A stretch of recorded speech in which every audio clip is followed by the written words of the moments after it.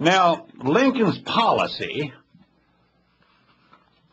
there's some things here that fit right into today's Patriot Bill. It's almost scary when you read this.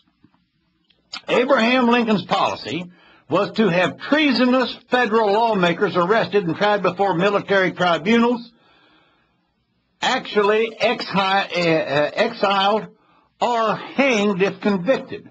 And I'm going to give you a little more detail on one particular congressman here in a few minutes.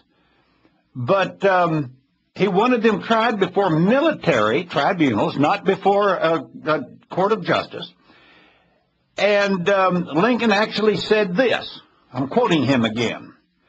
Congressmen who willfully take actions during wartime that damage morale and undermine the military are saboteurs who should be arrested, exiled, or hanged.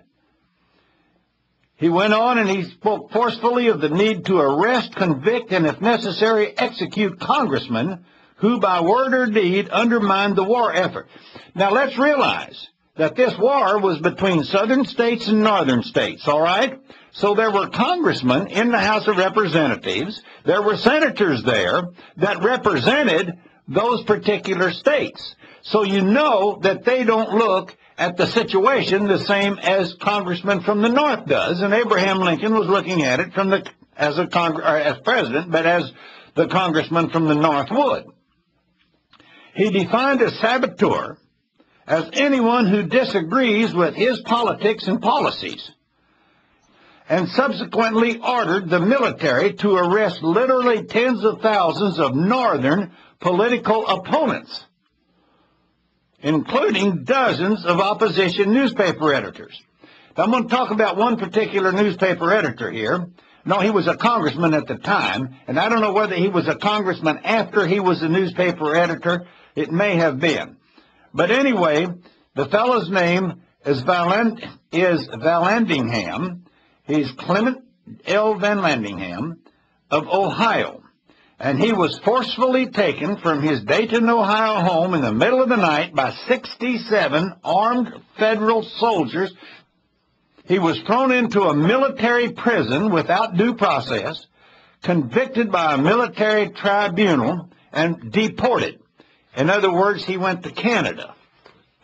Now, here's what he did. He was before the Congress at the time.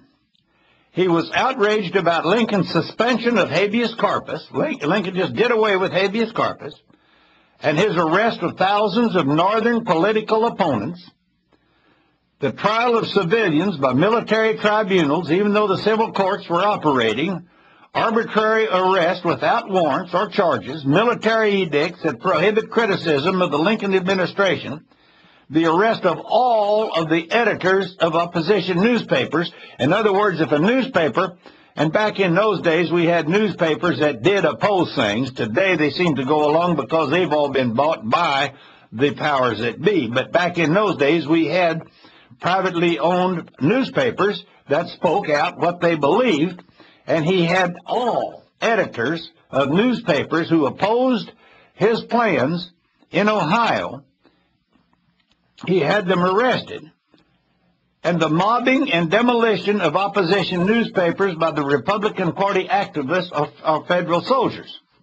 He made this speech, and this is what he accused Lincoln's administration of while he was on the floor of Congress, all right?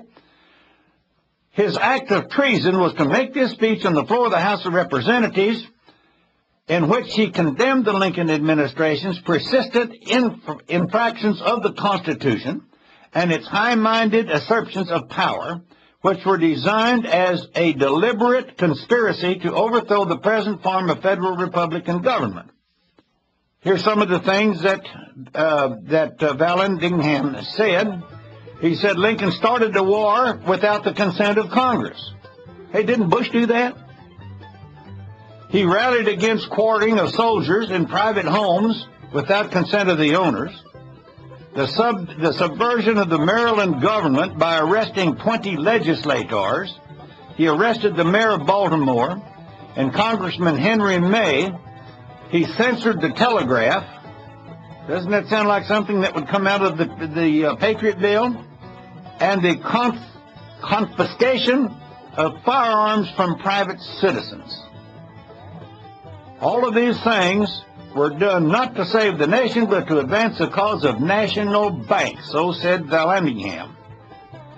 When we get back, we will continue discussing the Lincoln administration.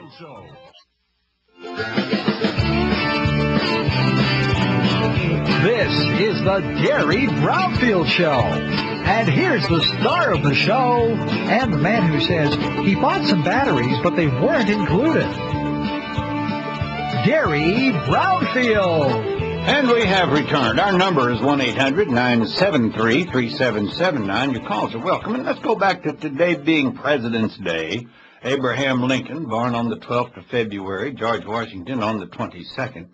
And while George Washington was truly a patriot, you know, the people wanted to make him king.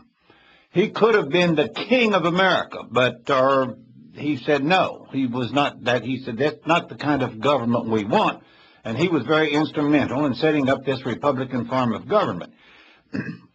Abraham Lincoln also swore to uphold the Constitution of the United States and did a lot of things that were unconstitutional. As I mentioned, he started a war without the consent of Congress.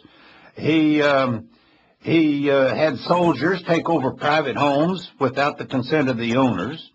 He had Maryland government, they arrested 20 legislatures in the Maryland government. In other words, if anybody didn't agree with him, they were arrested. All right? It took firearms away from private citizens. And Vallandigham is standing up before the House of Representatives saying all of these things. And he said that these things were not done to save the Union. Now get this. But Vallandigham says they were advanced to the cause of the national banks and permanent public debt. You see, the Civil War broke the federal government. He said heavy direct taxation, enormous expenditure, gigantic and vast centralized military. And this is what he didn't like, and this is what Lincoln was doing, and he made this speech, and he was arrested, and then he was exiled. Lincoln said he should have been hung. He'd made that in his speeches. The speech was said by Lincoln to discourage young Ohio boys from enrolling in the military and was therefore treasonous.